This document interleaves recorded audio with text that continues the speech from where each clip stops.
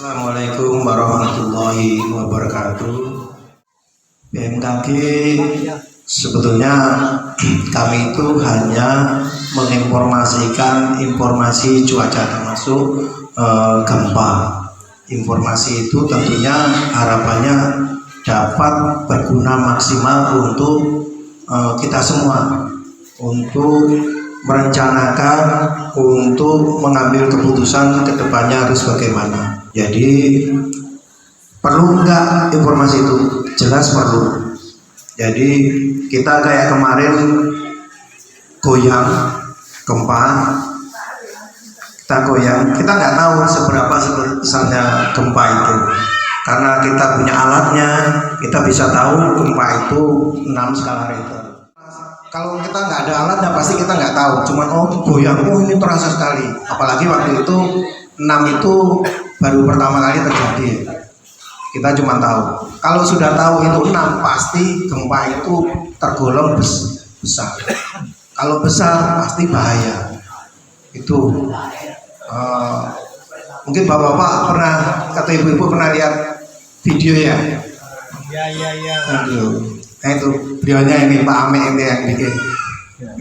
itu makanya saya ke masjid, lari ke sana ke kemari itu karena 6 itu, angka 6 itu sudah menunjukkan bahwa gempa itu besar. Gempa itu besar berarti harus kita ada tindakan berikutnya. Kalau cuma goyang saja mungkin kita nggak tahu, tapi dengan alat itu kita tahu bahwa itu gempa itu besar. Saya sangat bersyukur, sangat berterima kasih pada Basnas, OPZ, dan seluruh semua yang ada di sini. Harapannya kita semua saling bahu membahu. Nggak bisa kita sendiri-sendiri untuk menghadapi semua masalah ini. Kita harus saling bahu membahu, saling memberikan informasi. Nah, itu justru itu kita BMKG hadir memberikan informasi. Jadi harapannya kita itu bukan hanya untuk keselamatan, tapi untuk kita itu agar hidup kita terarah. Jadi ada banyak hal. Tentu sebetulnya bapak-bapak juga udah menjalaninya ya semuanya. Jadi saya bahas gelombang dulu. Jadi gelombang, kalau kita beri informasi akan terjadi gelombang besar atau gelombangnya tinggi, musim daratan, akan kita sampaikan. Harapannya masyarakat sudah bisa mengantisipasi sejak dini, bisa merencanakan. Kita kan ada perakiraan 6 harian, 5 harian. Jadi sudah jangan memaksakan diri untuk beraktivitas. Sudah ada. Jadi informasi kita itu di BMKG Bawean itu sudah ada jalur pelayaran, jalur penyeberangan. Itu sudah kita berikan. Jadi masyarakat kalau tahu udah gelombang tinggi tapi kapalnya tetap jalan, ya risikonya nanti di dalam kapal pasti muntah-muntahan gitu, ya nggak tahan gelombang. Tapi kalau bisa melihat ini gelombang ini saya nggak kuat dengan kapal yang dengan gelombang sekian, ya bisa diatur pemberangkatannya. Seperti itu, contoh seperti itu. Kami juga produksi juga membuat meneruskan perakiraan gelombang sekitar Bawean. Itu sekitar Laut Jawa ini, tengah Laut Jawa. Itu kita bisa melihat itu untuk gunanya untuk nelayan, untuk aktivitas di sekitar Bawean. Itu bisa merencanakan. Jadi ini gelombang ini, kapal saya kecil kalau menghantam gelombang sebesar ini pasti nggak kuat. Sudah menyesuaikan diri, ditarik kapalnya, daripada tetap disandarkan di pantai, nanti kehantam gelombang, pecah juga, rusak juga. Lebih baik didaratkan untuk dilakukan aktivitas lain, misalnya untuk mengecat. Nah itu perlunya bapak-bapak ibu semua untuk bisa memanajemen atau jadi kalau udah dapat ikan banyak, jangan buru-buru uangnya dihabiskan. Misalnya atau dikelola ikan itu untuk kebutuhan lainnya, atau uangnya juga bisa ditabung untuk jika gelombang tinggi jangan dipaksakan untuk melaut. Sebetulnya kita juga punya produk yang bisa ini di sini banyak ikannya, sebelah sini banyak ikannya. itu kita juga bekerjasama dengan KKP. Jadi sekarang itu nelayan itu efektif banget. Jadi kalau ikannya di sini, saya butuh bahan bakar berapa, butuh waktu berapa untuk mengejar ikan ini. Terus ini butuh waktu berapa, enak mana, ini sama sini dekatan mana. Itu udah efektif Pak. Kalau dulu kan mencari ikan, sekarang menangkap ikan, judulnya seperti itu. Harapannya BMKG hadir itu bisa seperti itu Bapak. Jadi bisa memberikan informasi yang membantu kita untuk kehidupan kita yang lebih baik lagi. Bukan hanya sekedar informasi cuaca, tapi untuk kita bisa merencanakan. Jadi sudah tahu kapalnya kecil, nanti kalau kehantam gelombang 2 meter atau 3 meter pasti terbalik, kan eman. Lebih baik di manajemen ini atau direncanakan supaya bisa, daripada kita layar terus kita kehantam ombak karena kita nggak tahu, kita butuh. Nah, daripada risikonya nyawa, lebih baik kita bisa mengatur. Tadi dijelaskan ada puting beliung, ada angin kencang. Kalau puting beliung itu biasanya ada awan, penyebab puting beliung itu biasanya ada awan gelap besar, biasanya gelap pendek, biasanya besar, biasanya Pak, besar banget itu. Kalau diukur ya bisa puluhan kilometer atau ratusan kilometer biasanya diameternya, atau apalagi lebarnya tambah lebih luas lagi. Itu awan itu bisa menyebabkan angin kencang. Puting beliung tadi bisa menyebabkan hujan es, bisa menyebabkan guntur atau kilat. Pesawat nggak ada yang berani lewat situ karena ada kilat itu tadi, ada angin kencang yang naik turun. Jadi di dalam di dalam awan itu seperti itu. Ya, di bawahnya udah pasti seperti itu. Kalau awan itu belum matang, itu dia akan mematangkan diri, harus matang dulu baru turun hujan itu. Caranya gimana? Bapak Ibu tahu pernah es di gelas atau pegang es, ini es batu, pegang ini. Lengket nggak tangannya Pak Ibu? Kayak lengket ya, kayak lengket. Es batu yang di dalam gelas, walaupun gelas ini nggak bocor, tapi rasanya basah ya, betul ya? Nah itu kayak gitu prinsipnya kayak gitu. Dia akan menyedot semuanya untuk mematangkan itu. Jadi udara ini makin ke atas bukan makin panas, makin dingin. Makin ke atas itu makin dingin. Nah, uap air yang ke atas tadi untuk membesarkan itu dia super dingin. Es tadi itu yang super dingin tadi, ngalang-ngalai es, itu dia nyedot semua yang ada di sekitarnya, termasuk yang bawahnya itu. Makanya kalau di situ menjadi pusat tekanan rendah, dia menjadi memutar ya. Jadi puting beliung itu. Yang namanya puting beliung itu memutar. Kalau tidak memutar, itu bukan puting beliung. Nah, memutar dia menyedot karena jadi pusat tekanan rendah, dia berputar, menyedot semua yang ada di sekitarnya. Yang termasuk pesawat itu bisa kesedot juga di sekitarnya itu Pak. Bapak tahu. Ya kalau Madura gitu. Seperti itu. Dia akan menyedot seperti itu. Kalau sudah matang, dia akan yang di dalamnya itu ada partikel-partikel es yang naik turun, partikel-partikel es yang naik turun. Kemudian kalau udah berat, es itu akan turun karena rumusnya dari bawah itu lebih panas, ke atas itu lebih dingin. Dia makin ke bawah makin panas. Jadi es itu meluruh menjadi hujan.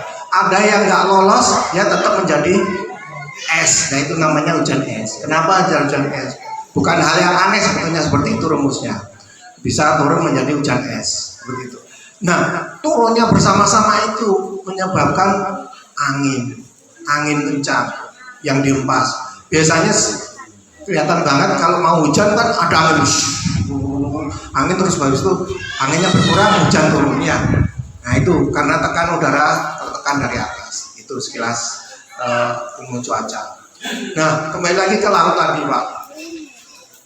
Jadi sebetulnya para nelayan ini lebih canggih dari saya. Saya kan cuma belajar ya. Nelayan pasti punya pengalaman.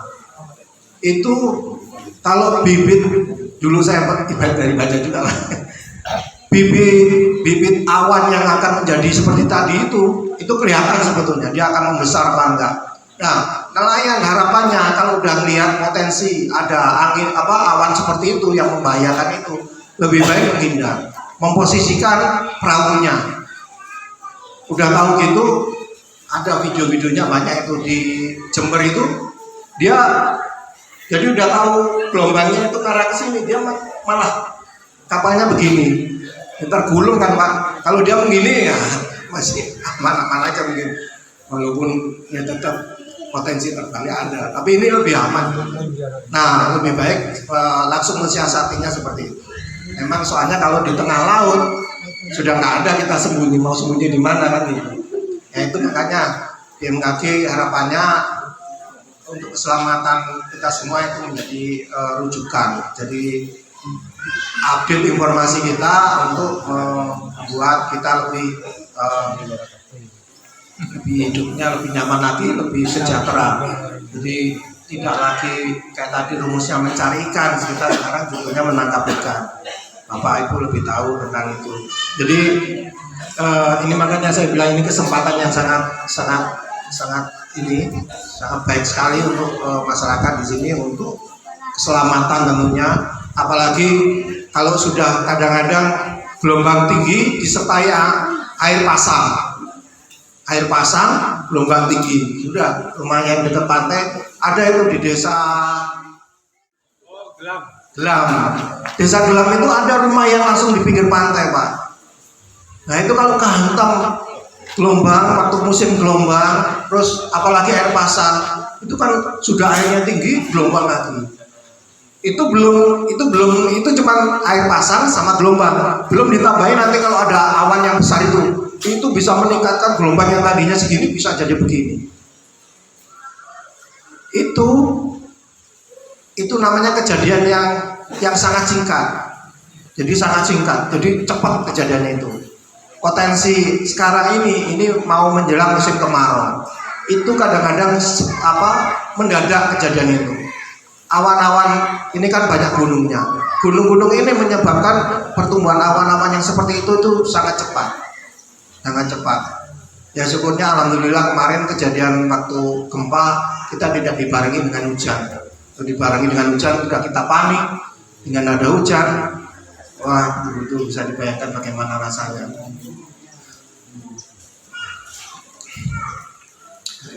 Kemarin waktu hujan waktu gempa itu saya mau berangkat Jumatan, jadi masuk kamar mandi, bunyi. Saya waktu itu di kamar mandi berpikir, ini di bawah masa ada truk sebesar ini. Setelah itu air kamar mandi, wah, itu gempa sebelum Jumatan. Habis itu saya sholat Jumat di depan kantor, itu Masjid Solihin. Saya sholat di sana.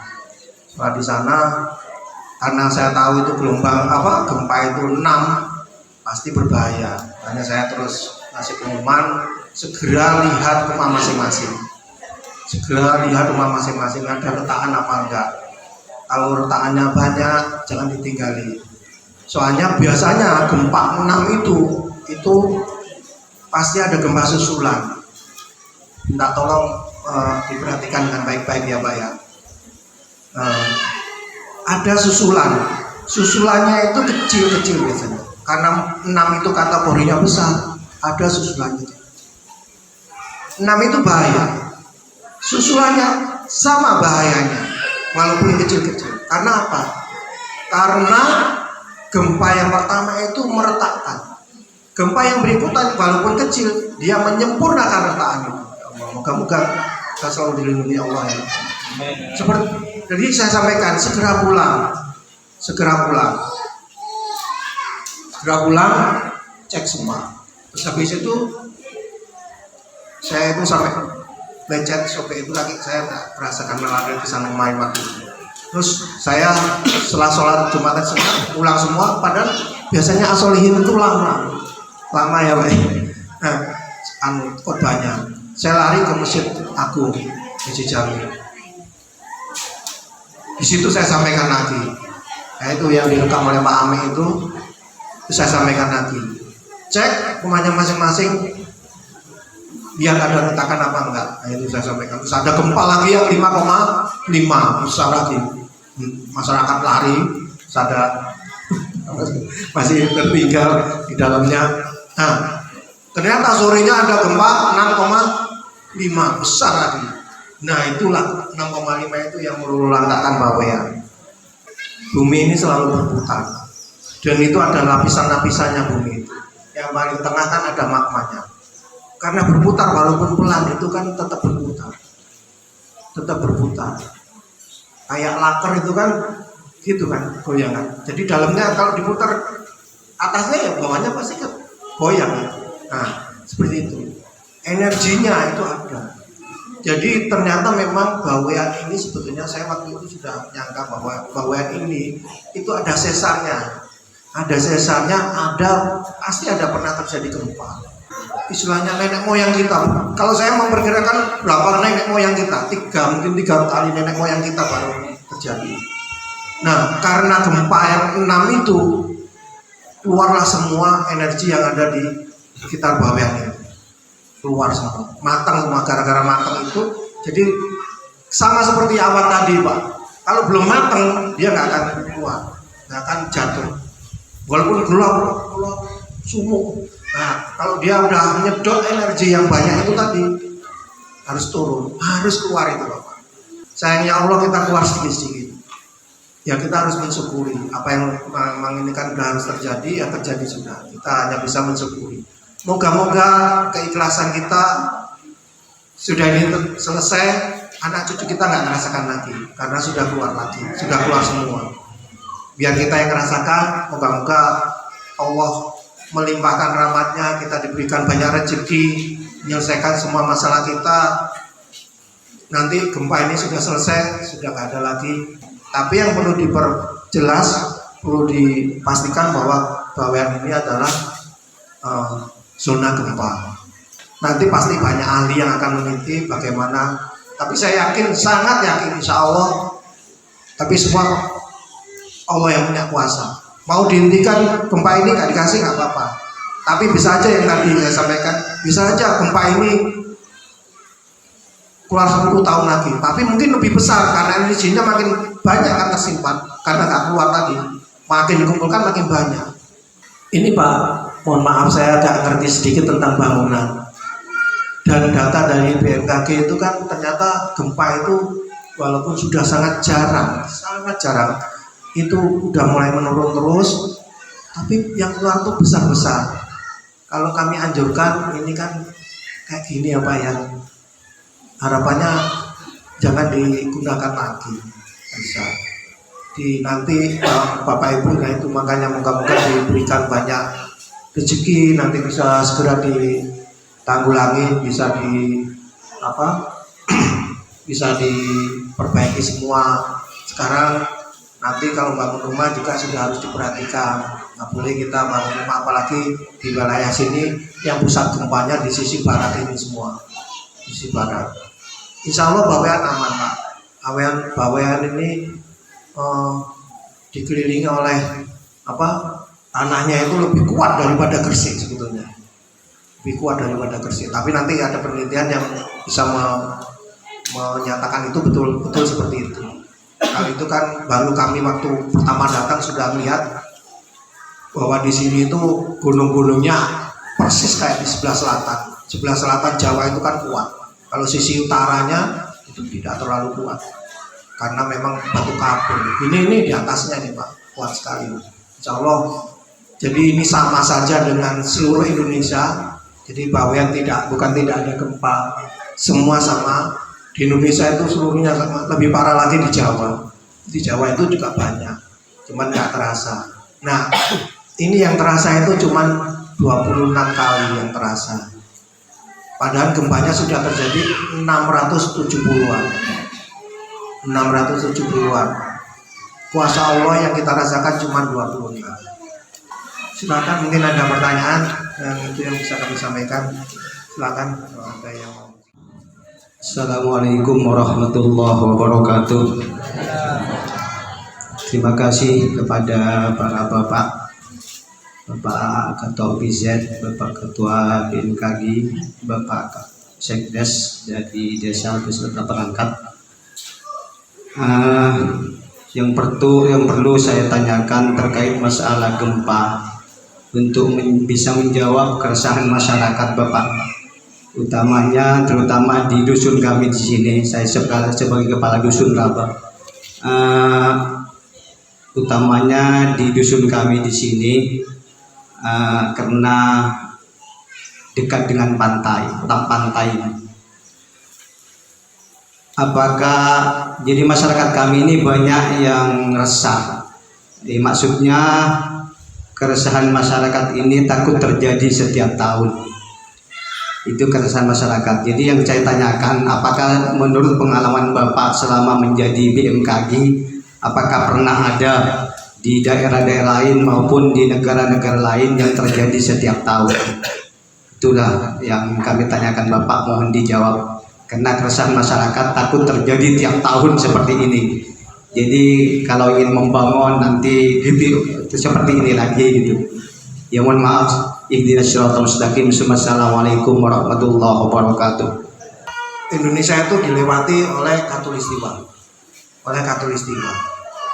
Katulistiwa itu di wilayah Indonesia itu kena sinar matahari sepanjang tahun, berarti terus menerus kena sinar matahari. Tapi pergerakan bumi sendiri itu tidak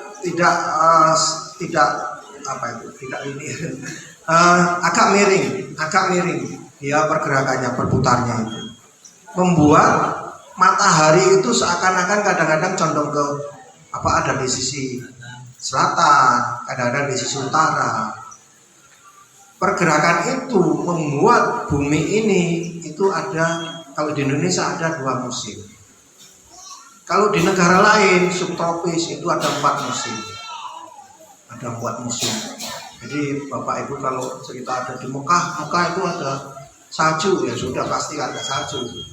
Walaupun panas ada salju. Karena dia termasuk golongan 4 musim. Ada salju, ada musim gugur, ada musim hujan, ada musim panas, seperti itu. Nah, kita nggak ada musim, cuma 2 musim, yaitu musim penghujan sama musim kemarau. Masyarakat itu tadi Pak harus menyesuaikan dengan iklim yang ada. Kita nggak bisa berbuat apa-apa dengan iklim, dengan gempa. Di atas gempa ini kita betul-betul, wah kamu hebat, enggak Pak. BMKG hebat, enggak Pak. Kita yang harus menyesuaikan sendiri. Bencana itu, gempa itu bahaya. Sebenarnya tidak bahaya gempa itu. Yang bahaya itu kejatuhan genteng kan Pak ya. Kan nggak enak kejatuhan genteng itu. Nah itu yang bahaya itu ada di sekitar kita. Ini kan ada di sekitar kita Pak. Kita bangun rumah juga di pinggir tebing, padahal itu kalau longsor langsung ketimpa. Nah ayo kita bersama-sama bahu membahu, tadi yang saya sampaikan pertama kali, bahu membahu saling mengingatkan. Nah kita sekarang memang nggak bisa, sudah terbukti bahwa yang itu rawan gempa. Anak cucu kita ceritakan, nanti kita bangun hati-hati.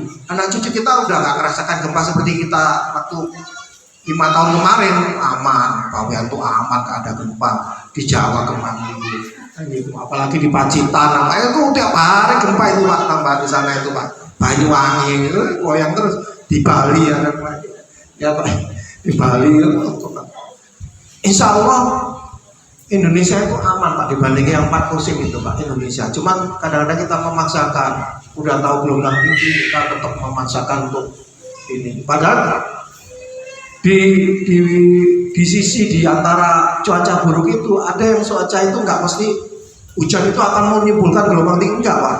Ada yang justru di rumus kami ya Pak ya, di rumus kami itu justru ada awan yang menaungi itu membuat gelombang itu menjadi kurang. Ada itu Pak.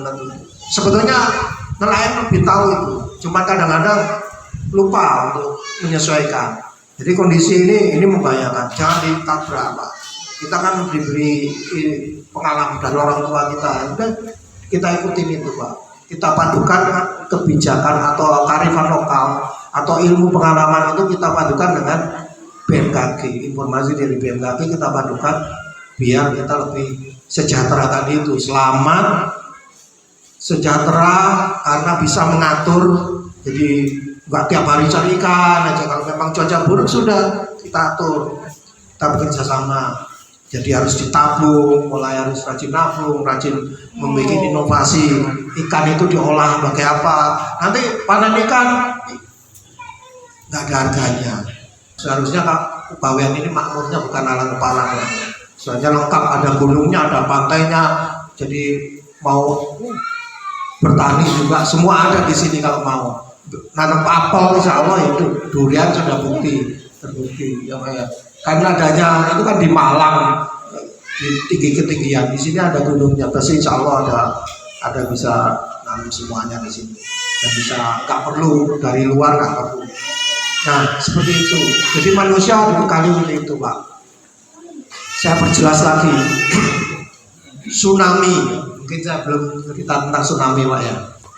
Tsunami itu harus airnya surut mendadak, bukan surut mendadak. Yang tahu, oh ini udah biasa surut kan kita Pak, masyarakat sini yang tahu Pak. Kalau semua langsung gempa, tsunami, lari semua, nggak ada yang tahu. Padahal itu nggak ada apa-apa. Harus ada satu perangkat yang nunjuk. Jadi kita harus membuat desa tangguh Pak istilahnya Pak, tangguh bencana. Indonesia di Bawean sudah lengkap Pak. Ada banjir, ada longsor, sekarang ada gempa seperti di tempat lain. Kalau tempat lain, ya kalau di sini dulu nggak kenal apa. Saya ke sekolah itu apa gempa itu nggak. Kalau nyelangin tuh nggak ada apa itu. Sekarang gempa. Anak-anak kecil tadi ke sekolah TK itu udah gempa apa? Ya goyang. Kalau ada musiknya itu dangdutan apa. Nah, jadi udah tahu Pak, semua udah tahu. Jadi saling bahu membahu. Jadi harus nggak ada tsunami.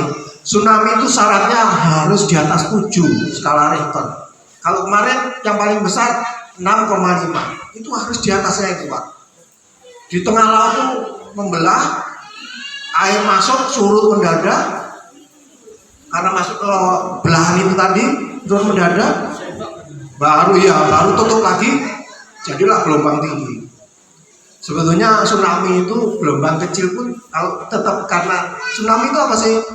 Gelombang yang diakibatkan oleh gempa. Jadi gempa kecil gelombang kecil karena tsunami, karena gempa ya tetap tsunami. Bukan harus gede. Nah itu Pak. Jadi kita sendiri yang tahu, masyarakat sini yang tahu. Malah ini kuncinya ya di desa Lebak ini kuncinya untuk menentukan di sana panik atau enggak. Bukan sana yang ribut, sini tenang-tenang saja karena isu-isu itu tadi yang bertanggung jawab. Dan ini gempa di Bawean itu bukan gempa yang menjang itu yang membelah itu enggak, cuman bergeser aja, bergeser ini gempanya begitu. Jadi insya Allah tidak ada tsunami, insya Allah tidak ada tsunami. Terus Bawean itu termasuk Allahu Akbar ya, ditutup karang sampingnya. Jadi karang ini itu sebagai pemecah gelombang Pak. Iya kan Pak ya? Betul ya Pak ya? Jadi pemecah gelombang, alhamdulillah. Tapi ya itu tetap kita waspada, hati-hati. Dan juga sebenarnya puting beliung itu di sini agak jarang. Karena itu Pak. Jadi dalam ilmu kita itu pergantian atau pertemuan massa udara atau pertemuan antara darat dan lautnya itu masih ada seimbang karena ada karangnya itu ada. Jadi nggak perbedaannya drastis. Kalau perbedaannya drastis dan ada cekungan misalnya di daerah Makam Panjang itu kan agak teluk ya Pak. Nah itu potensi untuk jadi pusat tekanan rendah ada Pak. Tapi jarang. Soalnya waktu saya pertama kali di situ terjadi puting beliung. Tapi di sini insya Allah enggak. Tapi angin kencang pasti itu kalau musim baratan. Jangan percaya dengan isu tsunami ya Pak ya. Itu harus lebih dari 7, lebih dari yang kemarin gempa besar itu terjadi di sini. Rumusnya dimanapun itu masih harus lebih dari 7. Mungkin dari stafnya Pak Ali juga bisa menambahkan Bapak Purba. Silakan. Oke, assalamualaikum warahmatullahi wabarakatuh. Perkenalkan, nama saya Sandi Purba, staf dari Pak Ari. Saya asli Bawean, Bapak Ibu. Sedikit menambahkan apa yang diuraikan Pak Ari tentang gempa bumi. Jadi izin Pak Ari saya menambahkan sedikit. Jadi gempa yang terjadi pada tanggal 22 Maret Bawean itu terdapat lempeng, tapi lempeng itu merupakan lempeng yang tua, yang tidak aktif, sehingga oleh BMKG pusat atau badan gempa lainnya tidak terlalu diperhatikan karena lempengnya tidak aktif. Peta ini yang merah ini adalah lempeng yang aktif. Jadi Indonesia itu merupakan yang dikenal katanya ring of fire. Ring of fire itu artinya Indonesia itu diselimuti lempeng-lempeng yang aktif. Itulah lempeng-lempeng yang aktif itu yang tertera di peta. Mohon maaf ya, saya sambil berdiri. Jadi menurut para pakar, Indonesia itu dikelilingi lempeng aktif dari Sumatera di sebelah selatan, terus ke Pulau Jawa, terus ke NTB, ke Bali, NTB, NTT, ke Papua, ke Maluku, kemudian Kalimantan dan Bawean itu aman karena lempengnya tidak aktif. Itu. Maka dari itu lempeng yang di bawah itu ada, tapi dia sudah tua, makanya tidak diperhatikan oleh sebagian ahli gempa bumi. Kok tiba-tiba tanggal 22 Maret kemarin tiba-tiba aktif. Nah itu yang sampai sekarang aktifnya itu kenapa masih diteliti, belum ada jawabannya. Gitu. Nanti kalau ada jawabannya mungkin kami informasikan lagi. Apa yang terjadi pada tanggal 22 itu ada yang mengatakan bahwa lempeng di bawah itu ternyata rapuh.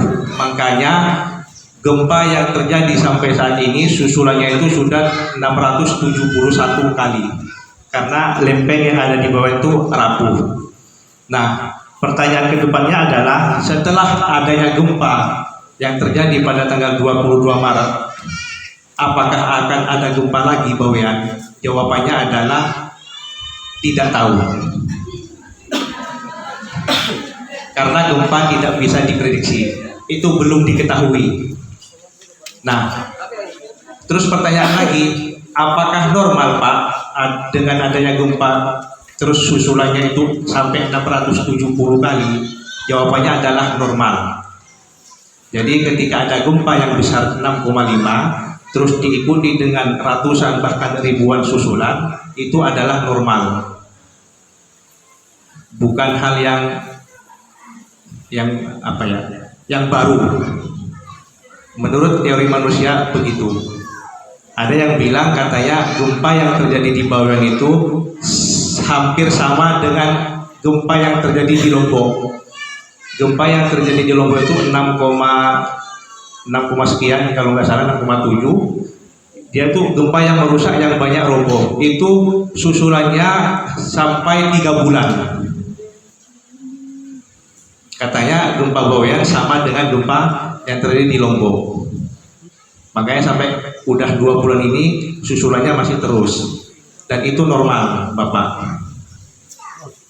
Jadi menurut teori manusia, katanya kan 6,5 itu adalah puncak gempanya. Yang kecil-kecil itu susulannya. Menurut teori manusia, gempa susulan itu tidak akan sama atau melebihi yang 6,5. Jadi jangan khawatir terjadi gempa yang besar 6,5. Karena susulannya itu teorinya pasti lebih kecil dari gempa utamanya. Pertanyaan tadi sudah dijawab Pak ya, Pak Kasum ya, bahwa apakah tahun depan ada gempa, itu kita di seluruh dunia sampai detik ini belum ada alat yang bisa memprediksi kapan adanya gempa. Jadi kalau ada berita di WhatsApp atau di Instagram atau di Facebook akan terjadi gempa tanggal sekian jam sekian, berarti itu hoax, udah pasti, karena belum ada alat yang bisa memprediksi kapan adanya gempa.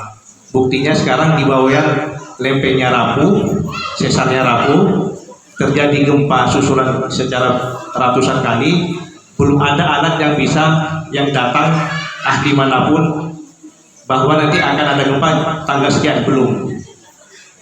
Padahal udah tahu tuh ada gempa terus. Maka dari itu tidak ada alat di dunia manapun sampai detik ini yang bisa memprediksi gempa. Bahkan di Jepang yang setiap hari gempa tidak bisa mengadakan atau membuat alat kapan ada gempa. Terus yang kedua adalah tsunami. Kapan tsunami itu terjadi? Yang pertama harus memenuhi syarat, ada beberapa syarat. Yang pertama, gempanya minimal harus 7,0. 7,0 itu gempa yang merusak. Jadi ketika terjadi gempa besar, terus kerusakannya itu secara masif, secara besar, bukan 1-2 rumah, nah itu wajib diwaspadai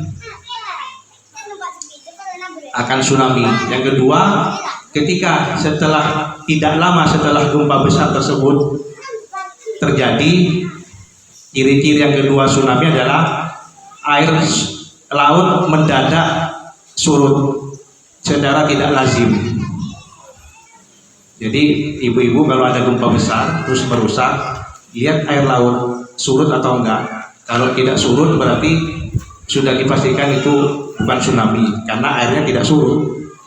Karena ciri-ciri tsunami itu kan airnya surut dulu, karena patahan di bawah laut itu patah, jadi mengangah dia, patahannya itu batu yang besar itu, lalu airnya masuk ke dalam, karena dia tidak muat lalu dimuntahkan. Nah, muntahannya itu yang tsunami. Karena kalau masuk ke dalam itu kan otomatis surut secara mendadak kan. Nah, kalau misalnya mudah-mudahan nggak terjadi seperti itu di sini. Kalau misalnya ada gempa yang besar merusak, terus air laut surut secara tiba-tiba, nggak usah mikir lagi, langsung lari ke tempat yang tinggi. Jadi gini Bapak Ibu, jadi tadi generasi tsunami, jadi itu Jepang itu di atas sana Pak. Kalau Indonesia itu tadi, Jepangnya itu di atas. Jepang itu negara canggih ya, modern. Itu aja belum tahu, belum ada ilmu yang bisa memprediksi. Tahu ini itu jalurnya gempa, akan keluar gempa yang sekian 9 apa, tapi kapan akan keluarnya dan betul-betul di mana itu nggak tahu. Walaupun nggak tahu itu, nggak ada yang tahu, nggak ada ilmu yang bisa tahu. Kalau gempa aja tidak bisa tahu, apalagi tsunami. Jadi tidak ada yang tahu kapan terjadinya gempa itu, di mana terjadinya, keluarnya kapan, di mana yang keluar duluan. Dari yang bahwa yang segitu banyaknya itu nggak ada yang tahu. Oh, keluar di sini nanti di dekat sini, nggak ada. Walaupun sudah tahu itu terjadi gempa terus, oh besok pagi keluar, nggak ada yang tahu. Jadi nggak ada yang tahu. Yang tahu setelah gempa, ilmu apa, alat-alat kita mencatat, oh sekian kilometer, oh sekian MMI. Nah kita, Pak tanya gempa itu penting bagi kami. Kalau kami tanya Pak tadi kerasa gempa itu penting, nanti kita kategorikan itu gempanya seberapa dirasakan oleh masyarakat. Itu penting bagi kami, data itu harus kita tanyakan kepada masyarakat yang merasakan begitu. Jadi tidak ada tsunami kalau tidak ada gempa. Di Indonesia, kalau di dunia itu dari gempa sampai berapa kejadian tsunami itu di Indonesia dulu itu ada 5 menit Pak, dari kejadian itu terus menjadi akibatnya berapa 5 menit, tapi di Indonesia sudah bisa waktu itu nyodorkan 3 menit langsung bisa terdeteksi itu potensi tsunami atau enggak. Jadi intinya gini, langsung kejadian gempa kita segera menginformasikan seperti kemarin, segera menginformasikan, kemudian kita perbaiki lagi. Kalau data itu sementara harus kita informasikan agar masyarakat segera mengambil tindakan, nanti diperbaiki. Nah kemarin kayak misalnya kemarin 5,4 atau 5,3 atau 5,2 diperbaiki jadi 4,9. Nah itu di Februari tadi data yang betul dihitung ulang. Tapi yang penting masyarakat segera diinformasikan bahwa terjadi gempa sekian. Jadi secepatnya. Tsunami juga potensinya secepat mungkin. Soalnya hitungannya itu juga jarak, tergantung jaraknya. Bisa gempa sama itunya. Khawatirnya jaraknya terlalu dekat, masyarakat udah nggak siap, nggak sempat. Makanya tadi jalur evakuasi itu harus saling harus ditunjukkan kemana masyarakat harus lari menyelamatkan diri, yang paling dekat mana, ketinggian yang mana yang gampang dijangkau harus disiapkan itu. Mulai sekarang harus disiapkan Pak Kasut, masyarakat biar tak panik sendiri. Terima kasih. Assalamualaikum warahmatullahi wabarakatuh.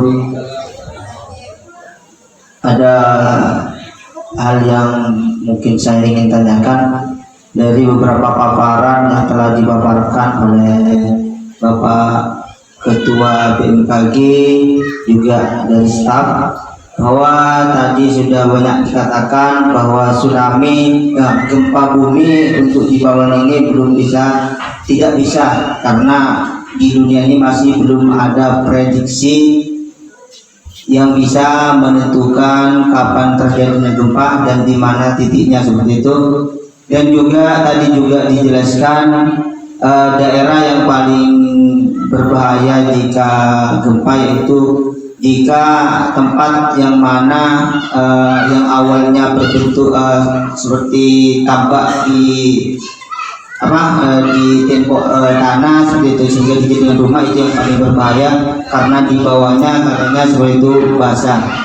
Kalau kita lihat daerah kami ini Raben atau RT tentunya yang di bawah ini Pak RT 2 seperti itu. Ini kan Rabe lagi tentunya awalnya dari bahasa Rawa tentunya daerahnya kan awal mulanya dari Rawa yang mana ada penduduk mungkin dahulunya yang menimbun dijadikan sebuah pemukiman sehingga dijadikan nama daerah disebut Rabe seperti itu. Yang saya ingin tanyakan dengan daerah kami yang seperti ini, sudah diketahui bahwa tempat daerah kami kan asalnya kan betul dari Rawa. Mungkin kan untuk kedepannya masyarakat kami juga ingin membangun dari rumah-rumah yang hancur, tentunya ingin membangun kembali. Tapi masih banyak juga keraguan dari warga. Kenapa? Karena geografis atau tanah yang ingin ditempati dibangun ini masih mungkin meragukan. Mungkin dari kami solusinya untuk masyarakat kami, apakah mungkin letak geografis daerah kami ini masih baik dibangun untuk rumah seperti itu, formasi tanahnya atau gimana, dan solusi misalkan berbahaya, misalkan cara membangun rumahnya yang seperti apa, mungkin solusi yang terbaik bagi kami sehingga jika nantinya ada terulang kembali, ya mudah-mudahan tidak terulang ya Pak. Tapi antisipasi kami karena dikatakan tadi bahwa lempeng yang di bawah itu aktif kembali sekarang seperti itu. Kalau tidak aktif, misalkan kami kan sudah agak khawatir seperti itu. Solusi untuk kami, daerah kami yang seperti ini, yang awalnya rawa, untuk kami bangunkan rumah kembali seperti apa? Solusi-solusi yang terbaik. Dan apakah daerah kami ini masih layak atau gimana seperti itu Pak? Terima kasih. Assalamualaikum warahmatullahi wabarakatuh.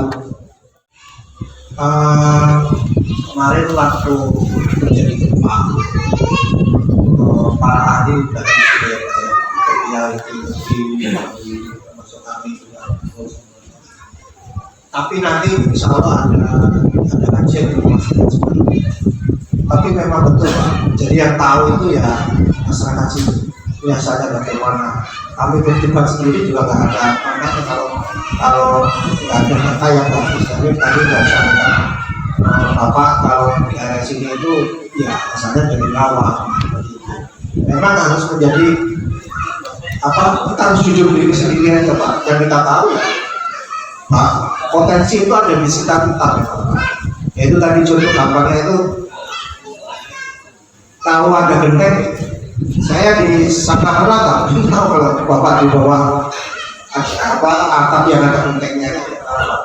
Bapak dulu di pinggir pantai, yang tahu Bapak semua. Di Jepang itu goyang terus. Mereka membangun rumahnya itu disesuaikan dengan kondisi yang sama. Bikin rumah yang tahan Pak. Saya sekali lagi nyampaikan sebetulnya kami itu bukan ini ya, tapi yang kami tahu itu. Jadi sesuaikan aja Pak.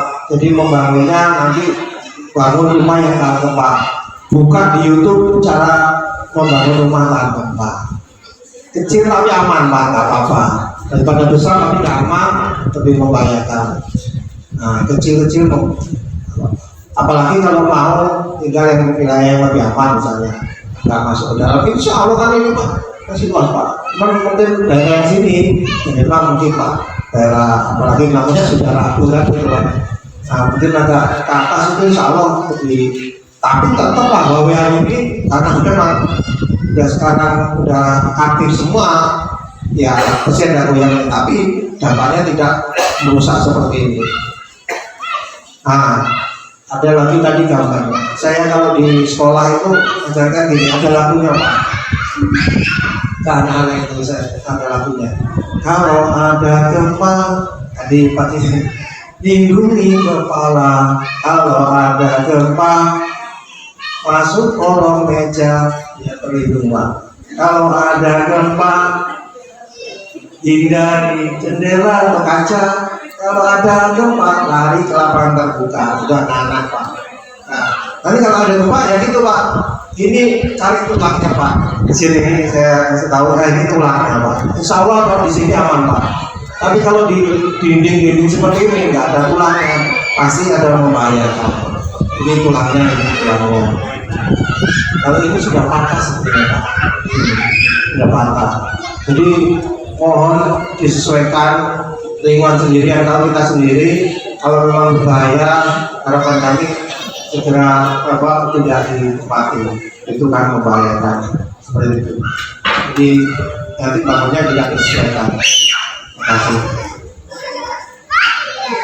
Terima kasih Bapak, terima kasih kepada masyarakat Rabah. Ini juga berkaitan dengan yang disampaikan Bapak Asul dan juga kebetulan ada anggota DPD yang hadir di Desa Pasang ini. Kami dari pemerintah desa juga kita dapat informasi bahwa bantuan untuk pembangunan rumah jalan itu sudah yang sementara itu dibangun sudah banyak atau ada beberapa yang sudah dibangun, dan bahkan saat ini kita juga akan rencana sudah ada mitigasi bencana yang kemarin itu sudah memerintahkan lagi asesmen yang kedua yang terakhir berkaitan dengan rumah-rumah yang rusak parah.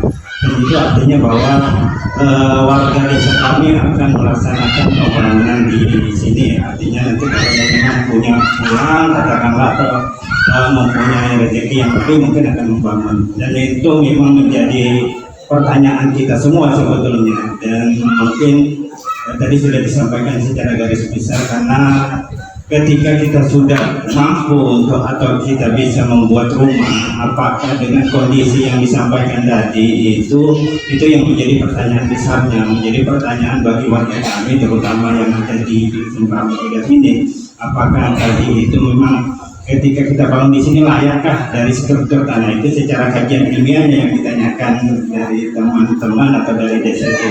Dan kami sempat ngobrol-ngobrol juga kemarin dengan tim geologi dari atau dari pusat atau dari mana itu ketika turun ke Lebak, kami sampaikan bahwa apakah tanah di daerah itu masih layak untuk dijadikan pemukiman, apakah layak untuk dibangun kembali dengan struktur, dengan kondisi tanah, dengan kondisi yang sekarang tertimpa bencana yang modelnya seperti ini, apakah masih layak, sehingga masyarakat kita ketika membangun ini sudah tidak was-was.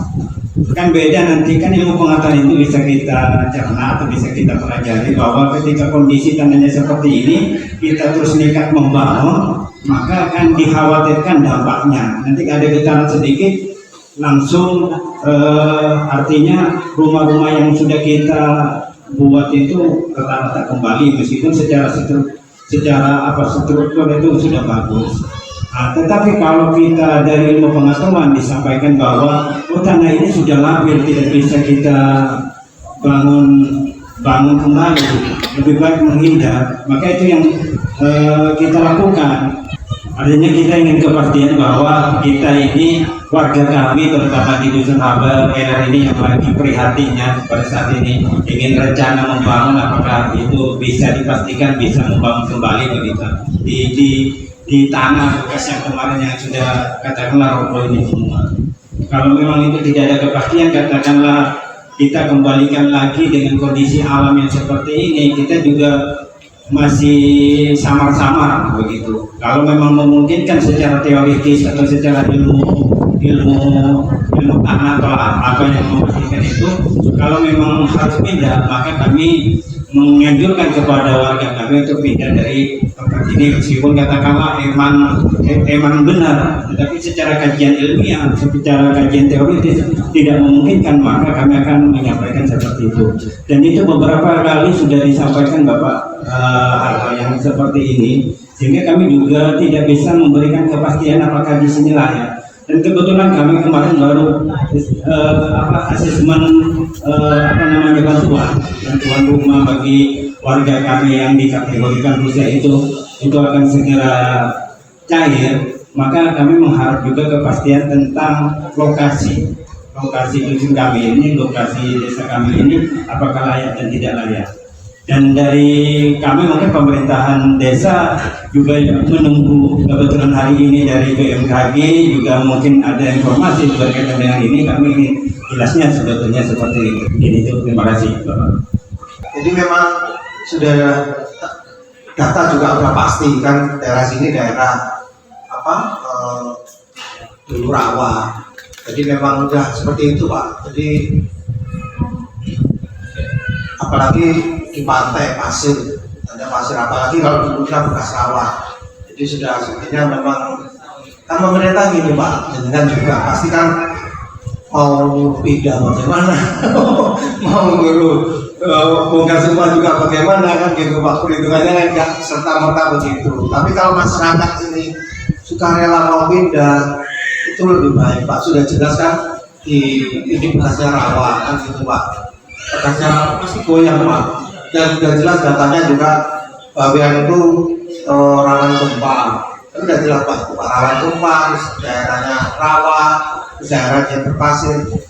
Insya Allah ini ada manfaatnya Pak. Yang penting ini nggak ada manfaatnya. Nanti buat lahan apa yang bisa manfaat. Insya Allah masih ada manfaatnya lahan sini. Masih bisa dibikin kalau tidak jadi perumahan tempat tinggal.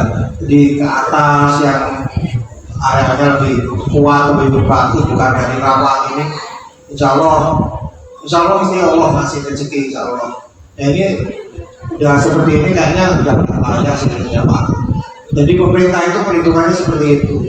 Apalagi kalau pemerintah udah habis pemilu habis-habisan kemarin, semua pembangunan tuh berangkat rumah desa udah dirasakan kayak desa aja dengan tidak ada gempa aja, kebingungan gara-gara pemilu kemarin. Apalagi kalau ada kata kemarin 2 putaran apa itu dan bagaimana, apalagi kena musibah ini. Jadi masyarakat kalau bisa menyesuaikan tempat tinggalnya, tetap misalnya mau beraktivitas sebagai nelayan saja tidak apa-apa. Insya Allah bagian kan masih luas, mungkin bisa tinggalnya di tempat lain bukan yang di atas rawa ini. Itu sama Pak, nanti bahasanya sama, pasti sama, tapi lebih memang akan datanya lebih detail nanti Pak. Tapi yang kemarin kita bicarakan ya seperti itu. Soalnya kalau udah tempatnya goyang, kalau digoyang sedikit pasti terasa Pak. Kan kalau pasir kan di atas pasir gitu, apalagi di bawah pasirnya itu ada airnya, itu yang jadi bahaya kan itu Pak. Jadi goyang nanti seperti itu. Saya kira itu Pak. Kami sebetulnya bila kami hanya menyampaikan informasi tentang gempa dan cuaca. Terima kasih Pak. Mungkin bisa nambahkan ya kalau saya juga ahli bangunan seperti usul dari Pak Ketua BMKG tadi. Kalau memang kita kan tidak serta-merta dengan lokasi ini yang sudah ada, kita berpikir lagi pindah kemana. Mungkin itu dibuat rumah tahan gempa itu yang di Google, atau mungkin dirubah yang tadinya bangunan tembok kayu aja, tapi yang memang bagus gitu. Mungkin itu solusi kalau kita tidak punya pilihan untuk bintang itu, barangkali gitu ya kan, buat tahan gempa misalnya dari kayu gitu kan bagus juga kayak gitu. Sama kalau dibuat kayu jati semua mahalnya sama dengan kayu bangunan tembok itu, malah lebih mungkin, dan itu lebih bagus. Itu usulan aja gitu. Kalau bingung mau di tanah di mana lagi ya, dibuat rumah tahan gempa aja sesuai dengan arahnya Pak Ketua BMKG. Ya petunjuknya di Google, atau kayu aja, kayu sama tahan gempa seperti di Jepang. Mungkin ada juga termasuk. Baiklah, agar acara ini lebih diridhoi oleh Allah SWT, acara ini kita tutup dengan doa. Semoga apa yang disampaikan tadi ada manfaatnya bagi kita semua, dan doakan dibacakan oleh Ketua Koordinator BZ Kecamatan Singapura, Kiai Haji Muhammad Maskur. Waktu dan tempat menyatukan. Allahumma shalli wa sallim wa barik ala sayyidina Muhammad wa ala alihi wa sahbihi wasallam. Alhamdulillahi rabbil alamin.